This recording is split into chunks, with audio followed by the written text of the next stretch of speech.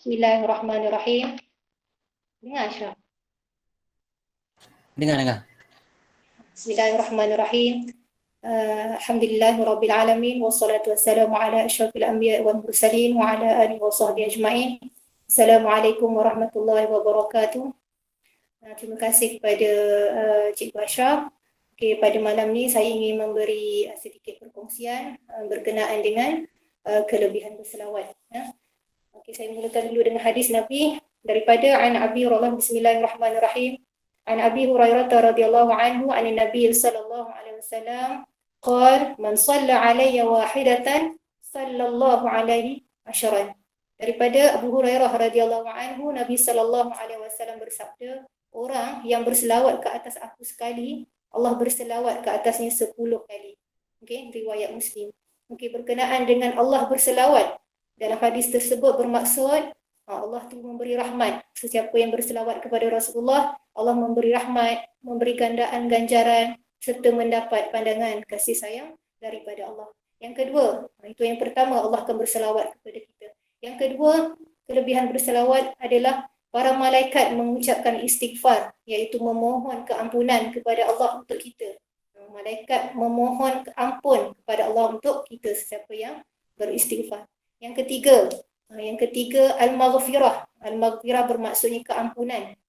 Keampunan maknanya kat mana kita maksudkan keampunan ni? Kita mendapat keampunan daripada Allah melalui istighfar malaikat tadi. Dari situ kita dapat keampunan. Yang keempat, al-afu. Kalau tengok bahasa Arab, kalau kita buka kamus bahasa Arab, al-afu dengan al-maghfirah ni sama maksud, tapi ketinggian al-afu ni lagi tinggi sikit pada al-maghfirah. Maknanya kalau kita ada dosa, kita senantiasa perbanyakkan selawat kepada Rasulullah, Allah padam dosa kita. Kerana apa? Kerana kita selalu berselawat kepada Rasulullah. Dua hadis. Hadis yang kedua, an Ali bin Abi Thalib radhiyallahu anhu anin Nabi sallallahu alaihi wasallam qala al-bakhilu alladhi man dzukirtu indahu falam yusalli alayya. Daripada Ali bin Abi Thalib radhiyallahu an, Nabi sallallahu alaihi wasallam bersabda, orang yang bakhil ialah orang yang mendengar namaku disebut tetapi dia tidak berselawat ke atasku. Maknanya kita dengar orang selawat, macam kita baca tadi hadis, kita dengar ada nama Nabi, kita terus sambut selawat. Kalau kita tak sambut, maknanya kita dalam golongan yang bakhil. Na'udzubillah lah. Okey, hadis yang ketiga daripada an Abdullah bin Mas'ud al-Ansari radhiyallahu anhu an Nabi sallallahu alaihi wasallam qala inna lillahi malaikatan sayyahina fil ardi yuballighuni min ummati salam. Daripada Abdullah bin Mas'ud al-Ansari, Rasulullah sallallahu alaihi wasallam, Nabi sallallahu alaihi wasallam bersabda, sesungguhnya untuk Allah terdapat malaikat yang berlega-lega di muka bumi, mereka menyampaikan kepadaku salam daripada umatku. Maknanya kalau kita berselawat, mereka persembahkan selawat kita tu kepada Rasulullah. Wahai Rasulullah, si fulan ni berselawat kepadamu wahai Rasulullah. Banyak sebenarnya kisah-kisah selawat, kisah-kisah yang berkenaan selawat banyak. Kalau saya cerita kat sini panjang pula, tapi yang paling masyhur berkenaan dengan seorang pemuda yang sentiasa tawaf di Baitullah, sentiasa berselawat. Waktu dia tawaf, dia sentiasa berselawat, dia tak ikut pun bacaan-bacaan tawaf tu.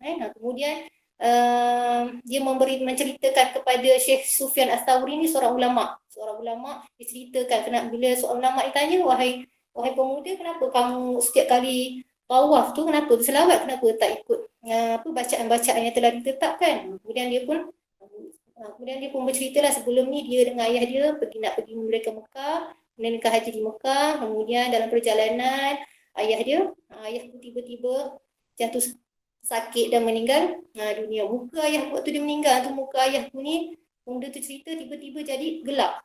Pemuda tersebut sangat sedih lah, menangis dan memohon ampun dengan Allah, sehingga waktu dia menangis dan memohon ampun dengan Allah tu, dia tertidur. Waktu dia tidur tu, datang seorang lelaki berpakaian putih, berseri-seri mukanya, menghampiri jenazah ayah dia tadi. Kemudian lelaki tu duduk menghampiri jenazah ayahnya. Kemudian lelaki tersebut meraup muka ayahnya tadi sampai 3 kali. Kemudian dia tengok muka ayah ni dah berubah, daripada gelap tu tak gelap dah, macam sedia kala. Kemudian lelaki tu terkejut lah, pemuda lelaki terkejut lah. Kemudian dia tanya, Kak, siapa kamu? Lelaki tu jawab, aku adalah Rasulullah. Kemudian Rasulullah pun bagi tahu lah, kenapa ayah kamu begini? Nabi kata, ayah kamu ni waktu hidupnya seorang yang fasik, suka buat dosa. Tapi lidahnya sentiasa berselawat kepada Rasulullah. Maka apabila dia meninggal, dia meminta syafaat daripadaku.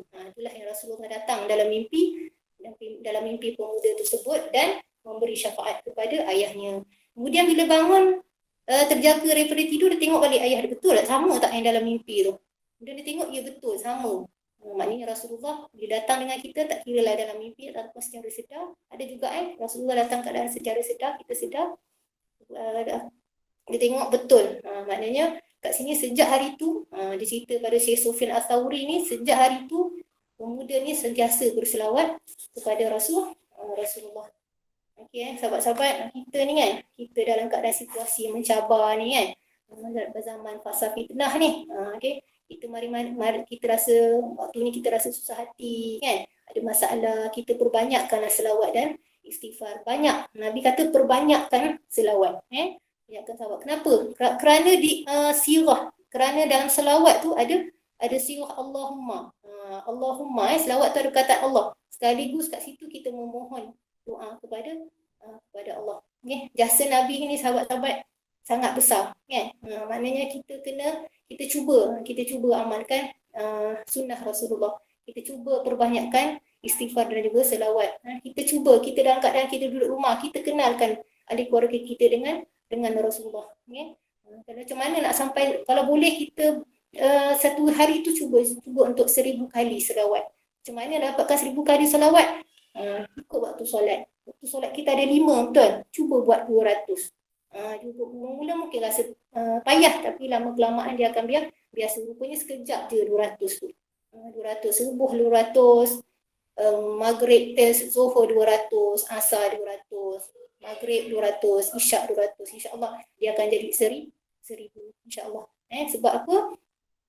Selawat ni bukan sahaja kita boleh bukan sahaja dapat syafaat di akhirat, dia boleh selawat ni juga beri kita kesan kat dunia lagi, kita dah dapat rasa nikmat selawat. Sahabat-sahabat, kita cuba. Sebab apa? Sebab tanpa Rasulullah ni kan, tanpa Rasulullah kita tak kenal Allah, betul? Tanpa Rasulullah kita tak tahu matlamat hidup kita kat dunia ni, kita hidup kat muka bumi Allah ni.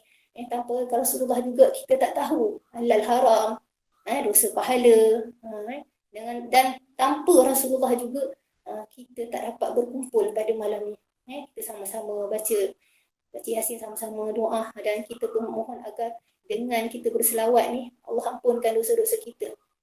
Dosa-dosa semualah. Kita doa sama-sama, bukan untuk kita je, tapi untuk semua umat Islam. Okay, akhir kata, saya simple je. Saya sebenarnya tak pandai cakap sebenarnya. Tapi kita kongsi, benda baik kita kongsi.